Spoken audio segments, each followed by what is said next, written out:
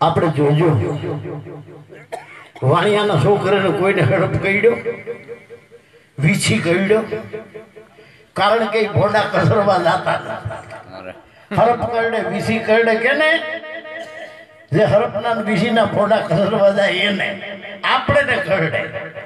આપણે શું કરવા જાય છીએ? આપણે બુદ્ધિજીવી નથી, આપણે અભણ થઈ, આપણા હાથમાં વેપાર નથી, કોઈ ઉદ્યોગ નથી, કારખાના નથી.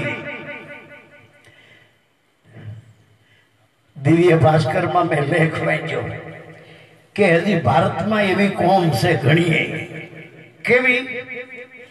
જો એની ઘરવાળી ધૂણતી હોય તો એના ધણીને ઉછીને પગે લાગવું પડે. એવી કોમ છે કે ભારતમાં હજી. અને દાદ આપ્યો તો હાથો લે, ઘરવાળી ધૂણે છે, જટિયા મોકળા મૂકીને જીભ કાઢીને ડોળા કાઢે ધૂણે. ધણીએ બેઠો તો મારે એની વચ્ચે. બીજા માણસો કીધું ઉઠ ઉઠ મૂર્ખા, આ તો માતાજી છે, તારી માં તારી ઘરવાળી ક્યાં છે? પૂછ્યો, ઉઠીને પગે લાગ્યો. દાદા માય માય દીકરા માય માય તને પસંદ થઈ જાઉં, માગી લે દીકરા. મારી હું માગું, મને આપની ખબર છે તમે તો હમણાં હાથ દીધા છે, ઘણા પરસા પૂર્યા છે, ઘણા ન દુઃખ.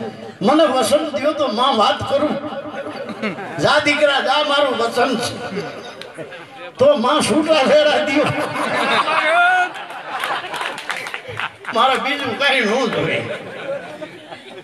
આવી હજી કેટલી કોમ છે આપણા દેશમાં. વાણિયાના ઘરમાં ક્યાંય ડાકલા વાગ્યા, વાણિયા ભેગા થઈને દાણા જોવા બેઠા. કોઈ નાગરના ઘરમાં ડાકલા વાગ્યા, નાગરમાં કોઈ થોણે છે, ભૂયું છે, ભૂવા છે.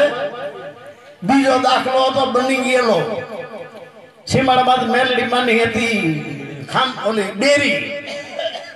ભુવાન બધા ત્યાં બકડિયા તેલના ડબ્બા લઈને ત્યાં થેપલા તળ્યા હાથે ને ત્યાં ધોણ થેપલા તળ્યા હાથે.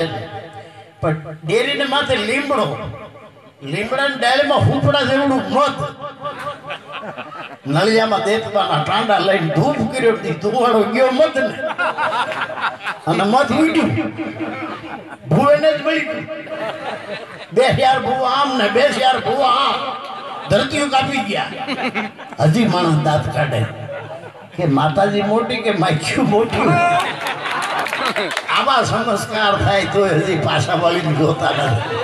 દુનિયામાં માતાજી એટલે આપણી જનેતા, જેની કુખે આપણો જન્મ થયો ઈ જ આપણી કુળદેવી. એનાથી જબરી કોઈ દુનિયામાં માતાજી નથી. આપણી જનેતા, જેની કુખે આપણે જન્મા ઈ આપણી કુળદેવી. અને આપણા દીકરાની વહુનું નામ છે કુળવધુ, એટલે આપણું કુળ વધારવા આવી છે. એટલે દીકરીની જોડે હાચવવી જોઈએ.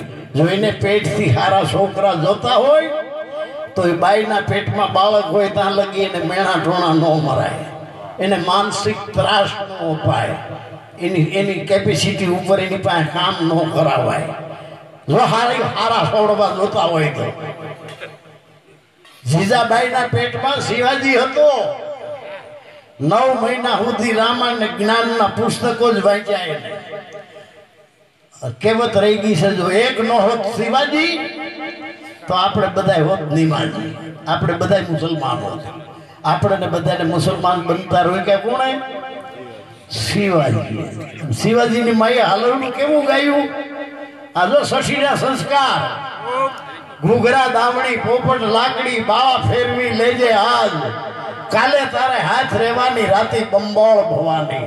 હે મારા દીકરા ધાવણી ઘૂઘરા આજ વગાડો, ફેરવું હોય તો ફેરવી લેજે. કાલ તું મોટો થાય, હિન્દુસ્તાનના રક્ષણ માટે તારા હાથમાં લોહીમાં નીતરતી તલવાર છે. ઘૂઘરા ધાવણી પોપટ લાકડી બાવા ફેરવી લેજો આજ, કાલે તારે હાથ રેવાની રાતી બંબોળ ભવાની. આજ માતા મોઢે ચૂમ્યો, બાવા ઝીલજો બેવડ ગાલ, કાલ તારા મોઢડા માથે ધુઆધાર તોપ મંડાશે. આજ હું તારા ગાલ ઉપર ચૂમ્યું દઉં છું, દીકરા કાલ તારા મોઢા માથે તોપના ગોળા છૂટશે. કોઈ માં ગાય આવા આલડા.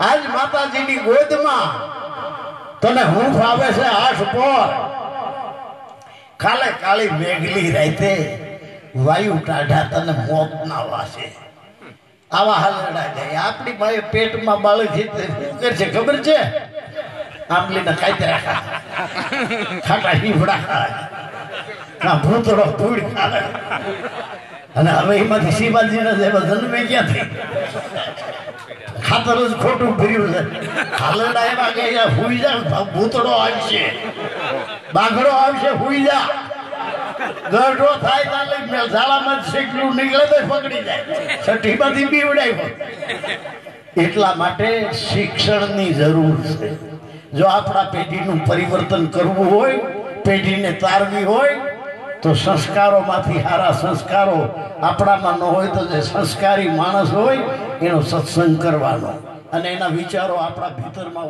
ઉતારવાનો